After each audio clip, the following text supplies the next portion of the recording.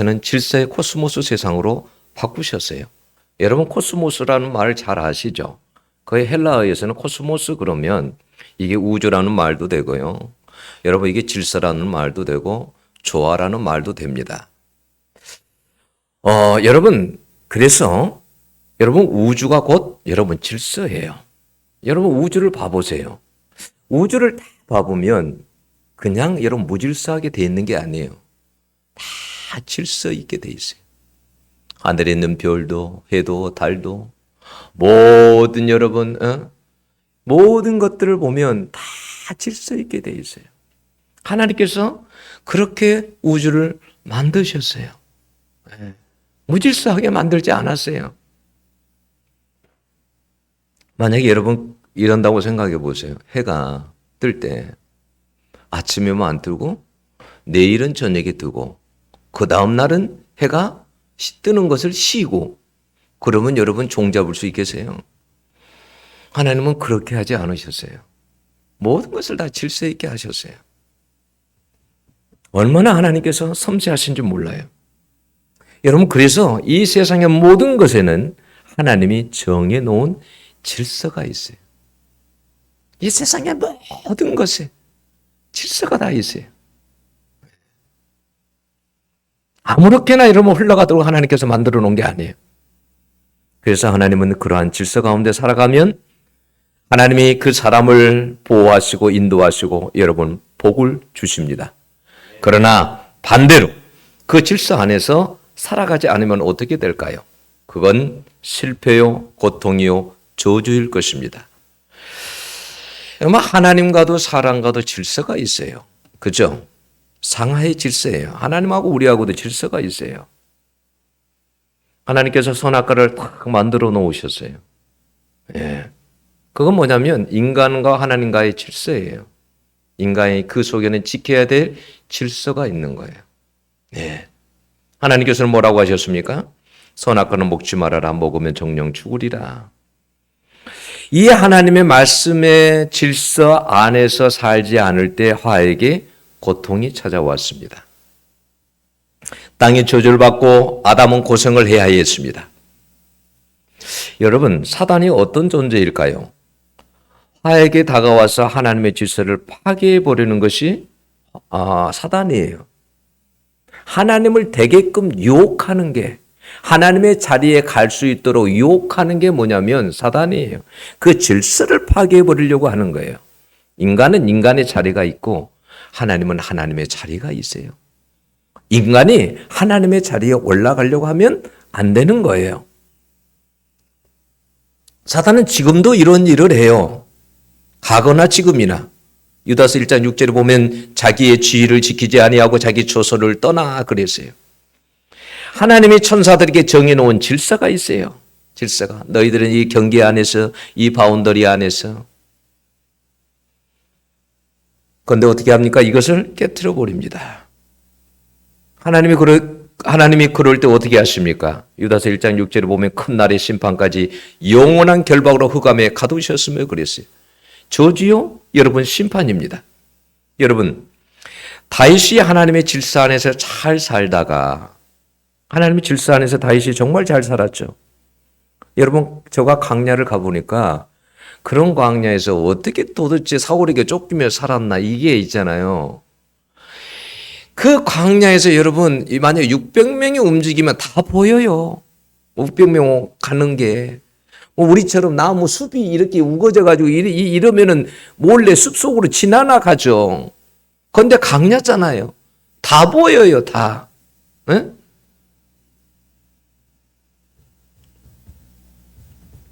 그런 힘든 광야 속에서도 살기 힘든 광야 속에서도 항상 다윗은 하나님을 생각하고 하나님의 질서를 생각했어요. 기억나시죠?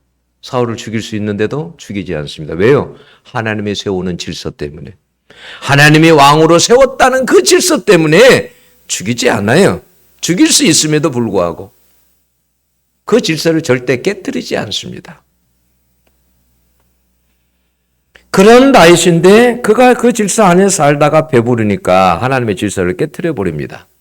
여러분 신명기 5장에 보면 십계명이 뭐라고 했습니까? 살인하지 말지니라, 간음하지 말지니라, 내 이웃의 아내를 탐내지 말지니라 라고 했는데 이 질서를 벗어나 버립니다. 우리아의 아내 밧세바를 취하게 되죠. 그리고 그 남편이 그렇게 충신이었던 자기 부하를 우리아를 최전방에 보내서 전쟁에 보내서 죽여버립니다. 그랬더니 하나님께서 어떻게 하십니까?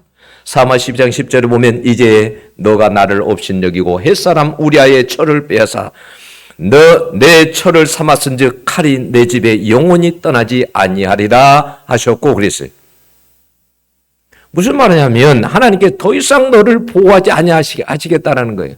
이제는 칼이 이제는 너를 떠나지 않을 것이다. 그래서 성경에 보면 어떻게 했습니까? 그 아들 압살롬까지도 칼을 들고 아버지를 죽이려고 하지 않습니까? 그 집안에 여러분 고통이 사라지지 않아요. 사라지지 않아요.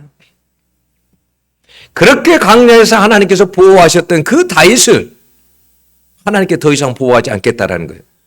여러분 광야를 가면 광야에 물이 없잖아요. 물이 있는 곳이 그렇게 많지 않아요. 물이 없어요. 그러면 다윗이 600명을 데리고 다닐 때 어디로 피해 다녀야 됐을까요? 물이 가까이 있는 곳으로. 그렇지 않겠어요? 그럼 물이 있는 것은 정해진 거 아니에요. 그럼 사울이 다 알 거 아니에요. 물이 있는 것은 많지 않으니까. 피하기가 참 쉽지 않아요. 제가 광야를 보면서 그런 생각했어요. 이야, 하나님이 보호하지 않으면 도저히 살 수 없는 것이 광야구나. 하나님이 도와주지 않으면 살 수 없는 것이 광야다. 어떻게 그렇게 피해서 살 수 있었을까? 내 하나님의 질서를 지키려고 할 때는 그 죽을 것 같은 광야에서도 하나님께 지켜주시고 살려주셨습니다. 근데 그 다윗이 배부르자 하나님의 질서에서 벗어날 때에 하나님께서는 그 보호하셨던 것을 하나님께 놔버렸습니다. 여러분 우리가 하나님의 정해놓은 질서 안에서 살아가지 않으면 영적으로는 여러분 혼돈이고 공허고 어둠이에요.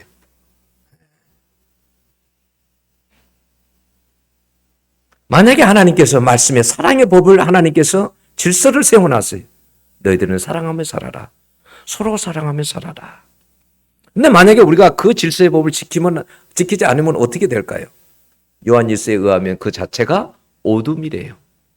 우리가 남을 사랑하지 않고 미워하며 하나님의 질서 속에서 살지 않을 때 그 자체가 영적으로는 어둠이라는 거예요.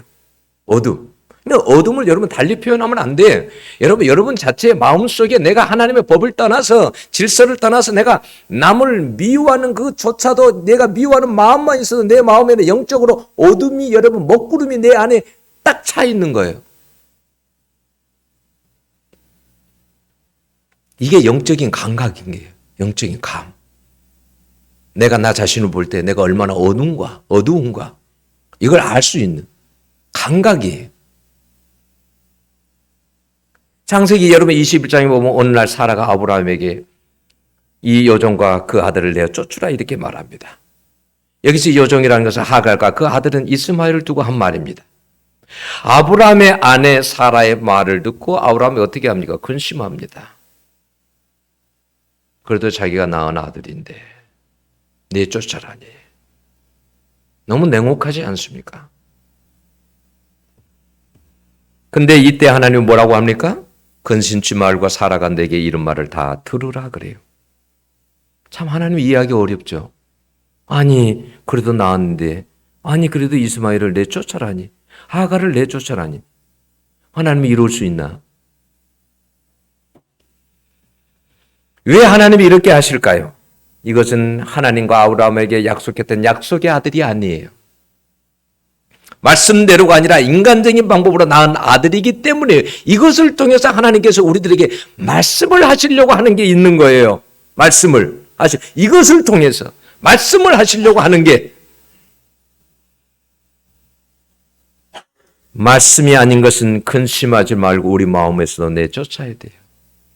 그런 면에 있어서는 우리도 냉혹해야 돼요. 네, 아주. 말씀이 아니면 여러분 보지도 않고 돌아서야 돼요. 그리스도인들은 냉혹해야 돼요. 여러분, 왜 사울이 그 인생에 실패한 이유가 뭡니까? 성경에 보면 말씀을 버렸다고 그랬어요. 하나님은 말씀을 버렸어요. 하나님은 아말렉과 전쟁에서 다 멸하라고 그랬어요. 다 멸하라. 근데 사울이 어떻게 합니까? 그 하나님의 말씀을 버립니다. 그리고 자기가 좋아한 것들을 다 남겨놔. 아가각을 살리고 좋은 짐승들을 다 살려놓습니다. 거짓말도 함부로 못해요. 음메하고 속아옵니다. 사무엘이 저 울음소리는 뭐냐? 내가 하나님께 제사하려고 내가 좋은 걸 남겨뒀습니다. 하나님께 언제 제사하려고 남겨두라고 했습니까? 그래서 뭐라고 했습니까? 제사보다 순종이 낫다고 그랬죠. 제사보다 순종이 낫다. 사울은 그 이후로 여러분 어떻게 된지 아십니까? 악신에 시달립니다. 그리고 그 인생이 망합니다. 하나님의 질서 안에서 그가 살기를 원치 않았기 때문에 그래요. 여러분, 그에게는 영적인 질서가 무너지고 악신이 그를 지배해서 망하게 돼요. 여러분, 교회도요, 영적 질서가 있어야 돼요. 여러분, 검단 은혜교회 담임 목사로 누구를 여러분 세웠습니까? 그러면 여러분, 누구를 중심으로 해서 똘똘똘 뭉쳐야 됩니까? 여러분, 그래야 사단의 밥이 안 되는 거예요. 그래야 교회가 세워지기 때문에 그래요. 여러분, 목사가 똑똑해서가 아니에요. 목사가 무슨 여러분 잘나서가 아니에요. 하나님이 단지 세웠고 그렇게 해서 하나님께서 교회를 세우려고 하기 때문에 그래요. 여러분, 성경에 보면 뭐라고 그랬어요? 내 부모를 공경하라. 내 부모를 순종하라. 부모에게 순종하라. 여러분, 그럼 부모가 여러분 똑똑해서 순종하라 그러는 거예요? 많이 배워서? 아니에요. 부모는 여러분 하나님께서 부모로 세웠어요. 배우든 못 배우든 여러분 부모에게 자식은 순종해야 돼요. 아무리 부모가 어리석고 여러분 못나고 그래도 자식은 부모를 공경하고 순종해야 돼요. 그게 하나님의 법이에요. 네? 여러분, 로마서 13장에 보면 뭐라고 그랬습니까? 위에 있는 권세에게 굴복하라 그랬어요. 위에 있는 권세에게 복종하라. 여러분, 그러면 위에 있는 권세가 여러분 그럼 위에 있는 우리의 권세들이 대통령이나 그 외의 권세들이 정치를 잘해서입니까?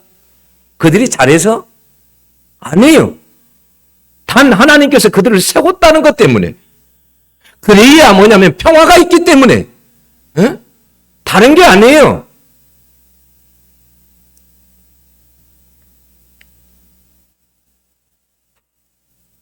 여러분, 고린도 교회들 중에 가장 안타까운 교회가 고린도 교회 성경에 보면, 고린도 교회 1장에 보면 이 교회 안에 파당이 존재해요. 나는 바울에게, 나는 아볼로에게, 나는 게바에게, 나는 그리스도에게. 여러분, 이것이 하나님이 정해놓은 질서입니까? 하나님은 그런 질서를 정해놓지 않았어요. 그렇게 교회 파당이 여러 개 존재할 수 있도록 하나님 그런 질서를 하나님은 세워놓은 적이 없어요. 사단이 하나님의 질서를 여러분 깨버리고 파당을 만들게 하는 거예요. 여러분, 이러면 교회가 잘 될 수가 있겠습니까? 계속 분열입니다. 아무리 여러분 고린도 교회가 많은 은사를 여러분 받았으면 뭐 합니까? 다 교만해 가지고 사랑으로 섬기지 않고 여러분 자기 잘난 맛에서 합니다. 여러분, 교회는 사랑의 질서가 있어야 되고 섬기는 질서가 있어야 돼요. 그래서 여러분 바울이 여자는 교회에서 잠잠하라고 한 거예요. 왜? 여자들이 주로 은사를 받은 사람들이 많았기 때문에 그래요. 교회 안에서. 은사를 받으면 겸손해야 되는데 집에 가면 남편 무시합니다. 교회 예배 시간엔 절제하지 못해서 예배를 방해합니다. 질서를 다 깨버려요. 자, 이런 예배라고 시작합시다. 초대교회는 이런 예배, 우리처럼 이런 예배가 아니에요. 이렇게 딱딱 이렇게 정해져가지고 이런 예배가 아니에요. 그럼 애언하는 사람들 애언도 하고 방언하는 사람 방언도 하는 거예요. 막 방언을 막 하는 거예요. 그런데 다른 사람이 들으면 시끄러워. 이게 무슨 말인지를 알아야지. 방언에도 질서가 있어야 돼. 통역하는 사람도 있어서 이게 도대체 저 사람이 방언을 하는데 저게 도대체 무슨 내용인가? 이걸 알아야 돼. 응? 예언을 한다고 예언을 계속 길게 하고 이 예배가 이게 방해가 되는 거. 이게 예배가 질서가 하나도 없어. 예? 질서가 있어야 되는데 여러분 은사보다 더 중요한 것은 질서예요. 여러분 이 질서를 안 배우고 은사를 여러분 사용하게 되면 개판이 되는 거예요. 질서부터 알아야 돼. 은사를 가졌을 때 하나님이 뭘 원하는가, 어떤 질서를 원하는가. 교회 덕이 되지 않으면 여러분 그것은 여러분 사용할 필요가 없어요. 사람에게 만약에 사람을 세워주지 않으면, 교회를 세우고 사람을 개인을 세워주지 않으면 그런 은사는 필요 없는 은사인 거예요. 예. 자기 자랑하려고 하나님께서 은사를 주신 것이 여러분 아니에요. 그러나 하나님의 질서를 모르고 자기 잘난 맛에 살아가는 거예요. 그래서 바울이 14장 40절은 뭐라고 했어요? 모든 것을 품위 있게 하고 질서 있게 하라고 했어요. 사람은요, 품위가 있어야 돼. 품위가. 옷만 잘 입었다고 이런 품위가 있는 게 아니에요. 그 사람의 생각이 어떤 생각을 품고 그 사람이 어떤 말을 하고 어떤 행동을 하는가에 따라서 품위가 여러분 결정되는 거예요. 여러분 고위공직자들에게도 품위 유지비라는 게 있어요. 국회의원들에게도 품위 유지비. 왜? 국회의원 정도 되면 이 정도 품위는 갖춰야 된다 해가지고 품위 유지비라는 게 나와. 품위가 있어야 돼. 품위가. 우리가 그리스도인이다 그러면 그리스도인으로서 어떤 품위가 있어야 돼. 말로만 그리스도인이 아니라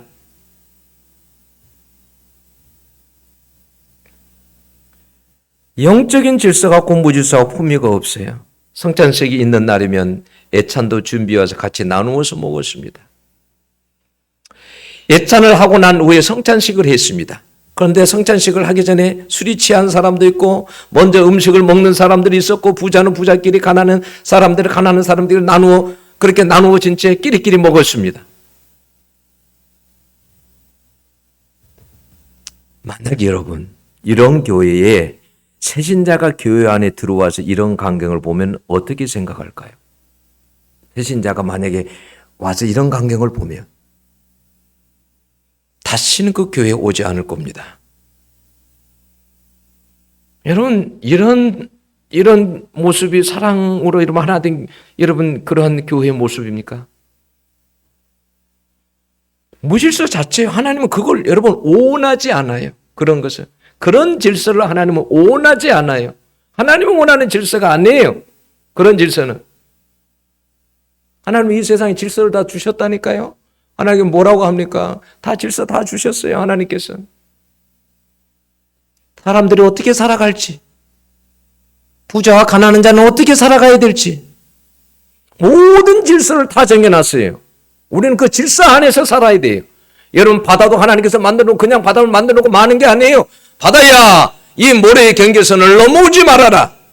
하나님께서 명령하셨어요. 그래서 안 넘어온 거예요. 만약에 물이 그 경계선을 하나님 명령을 거부하고 넘어와 버리면 혼란이 되는 거예요. 하나님이 우리에게 다 정해놓은 질서가 있어요. 여러분 교회에서 가장 무질서한 곳이 어딘지 아십니까? 먹는 곳이에요. 식당이에요. 제일 많이 여러분 시험 든 곳이 식당이에요. 식당에서 시험 들고 식당에서 끼리끼리가 형성이 돼요. 교회는요 하나님 보시기에 좋았다라고 하는 아름다운 질서가 있어야 돼요. 하나님이 모든 것을 창조하셨다면 뭐라고 했어요? 보시기에 좋았더라. 보시기에 좋았더라. 다 보시기에 좋았다 그랬어요. 하나님이 만드신 질서는 하나님이 보시기에 다 좋았어요. 안 좋은 것이 없어요. 하나도. 우리가 그러면 이런 영적 질서 속에 살기 위해서 어떻게 여러분 무엇이 기준이 되어서 살아야 되냐는 거예요. 오늘 본문에 있는 것처럼 하나님의 영광이 돼야 돼요. 무슨 일을 할 때마다 여러분 이것이 하나님의 영광이 될까라는 것을 생각해야 돼요. 여러분 비전 검단 어느 게 비전 선언문 여러분 여기 밖에 나가면 선언문 이렇게 붙여놨죠. 7가지가 있습니다. 그 7번째가 뭔지 아세요? 우리는 자신에게 복이 되지 아니하고 교회에 덕이 되지 아니하며 하나님께 영광이 되지 아니하는 것은 그 어떤 것이라도 거부하여 복의 통로로 살 것입니다. 라고 되어 있어요. 우리가 무슨 말 한마디를 하더라도 이것이 자신에게 복이 되고 교회에 덕이 되고 하나님께 영광이 되는가를 생각해야 된다는 거예요. 오래전 일이에요. 어느 권사님이 정지 중간에 밥을 먹다가 저를 잠깐 보자고 그래요. 그래서 그 왜 옆에 방 저쪽에 옆에 방에 가갖고 이야기를 하는데 거의 목사를 잡아. 거의. 근데 그 소리가 여러분 이게 저기잖아요. 이게 뭐예요? 이게 뭐 판넬 뭐 이런 거잖아요. 소리가 바깥으로 다 들려요. 그게. 성도들이 식당에서 다 듣는 거예요. 그냥 뭐 사람이 닭 잡듯이 그냥 개가 닭 잡듯이 그냥 막 잡어 목사를 큰 소리 치면서 막 잡어. 나 그래서 어제 생각해봤어요. 내가 그때 무슨 일로 그렇게 내가 잡혔지? 내가 무슨 일로 내가 그렇게 잡혔지? 아무리 내용을 생각해보려면 생각이 잘 안 나. 응? 근데 그분이 그렇게 나한테 그리고 말하면 안 될 뿐이요. 어느 날 나한테 달려왔어요. 목사님, 저 어머니 가서 예배 좀 드려주세요. 그래서 어머니가 어디 계십니까? 그랬더니 바로 이 뒤에 요양원에 있대. 아니 권사님, 어머니가 그래 오랫동안에 요양원에 있었으면 목사를 불러서 기도해 달라고 그렇게 해야지. 아니 왜 그동안 말씀도 안 하셨습니까? 목사님 가서 좀 예배 좀 드려주십시오. 갔어요. 어머니가 누워 계시더라고요. 그래서 예배를 드려서요. 찬송가를 부르고 예배를 드리고 다 끝난 다음에 머리에 손을 얹고 안수기도를 했습니다. 아버지, 하나님께서 우리 권사님의 영혼을 받으시옵소서. 우리 권사님 지금까지 믿음 가지고 살았사오니 이 영혼 받으시옵소서. 아버지, 주님을 찬양합니다 하고 기도를 하는데 눈에서 눈물이 또르르 흐르시더라고. 그리고 딱 기도가 끝나자 숨을 깊게 몇 번 몰아쉬더니 그냥 딱 가시더라고요. 그 자리에 그 권사님만 봤어. 유족 중에 어머니의 마지막 죽는 모습을. 아들은 밖에 있다고도 보지 못했어요. 그러면 그래도 목사에 대해서 목사가 못났지만 그래도 그런 걸 생각하면 여러분 목사를 그렇게 닥달하고 그렇게 잡아야 돼요? 응? 목사를? 목사 잡아갖고 뭐 하려고? 목사 잡아갖고 뭐가 나오겠다고? 예? 그래서 제가 참 뭐라 그럴까요? 그 권사님을 보고 참 마음이 안타까웠어요. 여러분들은 그런 신뢰를 범하지 마세요. 작은 교회 목사라고 해서 함부로 여기거나 그러면 안 돼요. 절대로. 하나님이 세우신 목사들은 똑같아. 큰 교회나 작은 교회 목회자나 똑같은 거예요. 하나님 앞에서는. 똑같은 목사들인 거예요. 어떤 교회 목사는 큰 교회이기 때문에 귀하고 작은 교회는 여러분 그런 거 없어. 하나님 앞에서는. 하나님은 그렇게 차별하지 않아요. 근데 이상하게 하나님은 차별 안 하는데 교인들은 차별해. 작은 교회 목사니까 함부로 함께 해도 되는 줄 알아. 여러분 큰 교회 목사들은 성도들과 같이 밥도 안 먹어. 따로 먹어. 응? 따로. 다른 테이블에서. 응? 작은 교회 목사니까 그냥 같이 테이블에서 먹고 그러지. 응? 작은 교회 목사니까 자주 만날 시간도 있고 그러지. 응? 10장 31절에 보면 그런즉 너희가 먹든지 마시든지 무엇을 하든지 하나님의 영광을 위하여 하라 그랬어요. 여러분 그 앞에 내용이 어떤 내용이에요? 이방 신전에서 우상 앞에 들었던 고기를 먹을 것인가 말 것인가? 기준이 뭐예요? 에? 여러분 신전에서 그 고린도의 그 신전에서 여러분 다 우상에 드리는 음식이 시장으로 나와. 시장으로. 그 시장에서 파는 거예요. 그럼 어떤 사람들은 어떻게 해요? 말도 안 하고 그냥 팔죠. 팔아. 그럼 고기를 도대체 그때 당시에 그러면 그렇게 해서 고기가 나오는데 어떻게 사 먹느냐는 거예요. 응? 고기 먹고 싶은데. 응? 어떤 사람들은 교인들 중에 고기를 먹어야 된다. 어떤 사람은 안 먹어야 된다. 도대체 기준이 뭐예요? 기준이. 서로 정죄해. 고기를 안 먹은 사람은 먹었다고 정죄하고. 응? 반대로 또 응? 그렇게 정죄하고 서로. 바울이 하는 말이 뭐예요? 그것이 하나님의 영광이 되는가 되지 않는가를 생각하라는 거예요. 내가 이렇게 하는 것이 하나님의 영광이 될까 안 될까? 오늘 말씀에 뭐라고 합니까? 무엇을 하든지. 이 말은 우리의 삶 전체를 말하고 있는 거예요. 우리가 무엇을 우리의 삶 전체에서 무엇을 하든지 하나님의 영광을 위해서 하라. 아무리 옳은 말도 그러니까 어떻게 해요? 하나님의 영광이 안 되면 안 해야 되는 거예요. 아무리 옳은 말이라도 이게 옳은 말이야. 응? 근데 만약 옳은 말이라 할지라도 하나님의 영광이 안 되면 그렇게 안 해야 돼요. 네, 하나님의 영광을 가릴 것 같으면.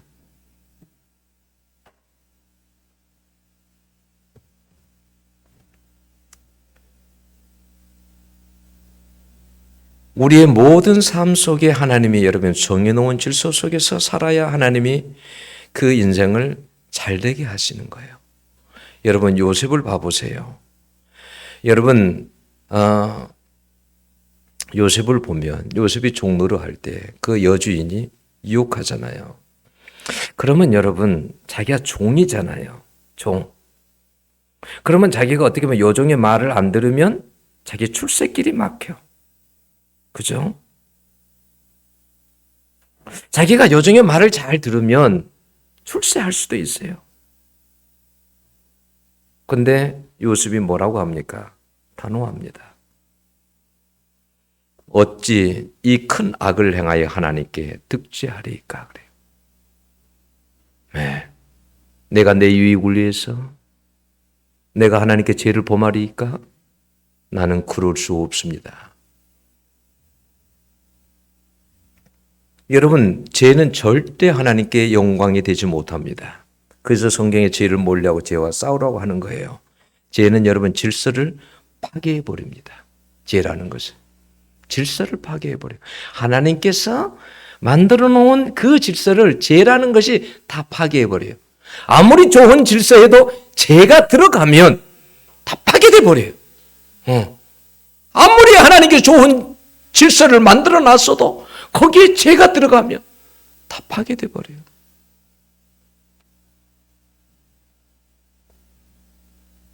왜 하나님께서 성경의 죄에 대해서 단호하십니까? 그런 질서 속에서 살지 말라라는 거예요. 내가 정해놓은 질서 속에서 살아라라는 거예요. 여러분, 탐욕을 부르면 인간이 하나님의 질서로 세워진 환경이 다 파괴해 버립니다. 여러분, 그 아프리카 보츠와나에서는 여러분 코뿔소를 보호하기 위해서 어떻게 했냐? 코뿔소들의 뿔을 다 잘라버렸어요. 자른 이유가 뭔지 아세요? 사람들이 코뿔소 뿔을 가지고 여러 가지를 사용하다 보니까 돈이 돼. 그래서 코뿔소를 잡으러 가가지고 뿔도 베고 코뿔소도 죽여버려. 그러니까 다 멸종될 것 같아. 그래서 고민을 한 거야. 이 코뿔소를 어떻게 살릴 수 있나? 아, 이 코뿔소의 뿔이 문제로구나. 그래서 뿔을 다 자르면 죽이지는 않겠지. 그래서 코뿔소 뿔을 다 잘라버렸어. 그러면 코뿔소는 힘이 그 뿔에 있는데 코뿔소들이 이제 어떻게 살아? 맹수가 나타나면 어떻게 사냐고. 뿔도 없어갖고. 응? 참 인간이 참 잔인해. 좋다라는 것은 곰에 웅담이 그게 하여튼 그 몇 그램짜리를 끌어내려고 10년 되면 사육해가지고 그 좁은 데다가 가둬 놓고 때려 잡아가지고 그거 10년 되면 잡아갖고 그거 사용하려고 그 웅담이니 뭐니 그거 해가지고 먹으려고 그래갖고 곰을 죽여. 그렇게 해서 여러분 생태계가 얼마나 많이 파괴된지 아세요? 나무들이 다 사라져. 식물의 종들이 다 사라지고. 여러분 나무들이 사라지면 어떤 일이 있는지 아세요? 여러분 나무들이 그 뿌리가 깊이 박혀가지고 여러분 어떻게 물을 다 머금고 있습니다. 나무들이 없어버리면 금방 홍수납니다. 여러분 생태계가 다 파괴돼요. 식물의 종들이 없으면 나중에 어떤 결과가 일어나면 인간이 여러분 나중에 먹을 거리가 없어져요. 네, 인간의 이게 다 탐욕에서 비롯된 거예요. 하나님은 뭐라고 합니까? 탐욕이 그래서 뭐라고 했어요? 우상숭배라 그랬어요. 네? 탐욕이 그렇게 무서운 거예요. 탐욕이. 네? 인간의 탐욕 끝이 없어. 저만 봐도 그렇더라고. 제가 항상 그래요. 나 몸무게 한 3kg만 빼야지. 몸무게 한 3, 4kg만 좀 빼야지. 안 빠져. 잘 먹거든. 입맛이 좋아갖고. 잘 안 빠져. 교회에서 있으면 좀 빠질 것 같아. 교회에 있으면 뭐 먹을 거 없으니까, 냉장고 열어봐도 뭐 먹을 거 없고 그러니까 뭐 그냥 왔다 갔다 하면서 배고프면 참고 그러면 이제 살이 좀 빠지는데 인간이 얼마나 탈목적인 동물인지 몰라. 여러분 적게 먹어서 탈이 나는 게 아니라 많이 먹어서 탈이 나. 저녁에 봐봐. 공원 다 돈이라고 정신없어. 공원에 막 돈이라고 정신없어. 다 살 빼야지. 여러분 체코의 한 마을이 실제 있었던 사건이에요. 한 남자가 마을을 떠나서 멀리 돈벌이를 나갔어. 얼마나 열심히 일을 하고 큰 성공을 거두고 큰 돈을 벌게 됐어. 25년이 지난 뒤에 부자가 됐어요. 그 아내 어린 자식을 데리고 고향으로 돌아왔어. 얼마나 자랑하고 싶겠어. 그래서 자기 어머니에게도 자랑하고 싶었어. 그래서 그 어머니하고 누이가 고향 마을에서 여관을 개념하고 있었는데 어머니를 놀라게 해주려고 일부러 엄마와 아들을 다른 여관에다가 남겨두고 자기가 어머니 하는 그 여관에 들어갔어. 25년이 지난 뒤에 왔어. 그래서 옛날의 모습하고 엄청 많이 다르겠죠. 그래서 자기가 돈을 내보이면서 이렇게 성공했다라고 자기가 자식이다 말도 안 하고 그 들어온 손님처럼 가장해가지고 그렇게 말을 했어. 그 어머니와 누이 보는 앞에서 그렇게 말을 하니까 이 사람들이 워낙 가난하게 살았던 사람들이라 돈에 눈이 멀어가지고 밤중에 일어나서 그를 망치로 쳐버렸어. 그리고 가진 돈을 다 턴 다음에 시체를 강물에다 던져버렸어. 아침이 되었어요. 이 사내의 아내가 그 여관으로 찾아와가지고 자신은 어머니의 며느리며 어제 사실은 투숙한 그 남자가 제 남편이라며 인사를 했어요. 너무 놀란 어머니는 자기 자식이 죽었다는 말에, 자기 자식을 자기가 죽였다는 말에 스스로 목을 메고 자살했어. 그의 누이는 우물에 몸을 던졌어. 이게 여러분 알베르 까미의 소설 이방인에 나오는 이야기로서 당시에 실제로 체코에서 실제 일어난 살인사건에 대한 신문 기사 내용이에요. 탐욕 때문에, 인간의 탐욕 때문에 한 가정의 모든 질서가 다 무너져 버려. 다.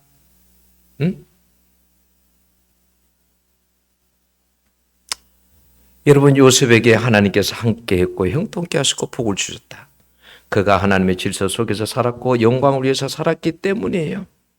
여러분 하나님의 영적인 질서는 다시 말하지만 하나님이 창조할 때 온 우주뿐만 아니라 우리 가정도 우리 교회의 이 모든 세상에 하나님께서 질서를 만들어 놨어요. 사람 살아가는데 사이사이에도 다 질서를 만들어 놨어요.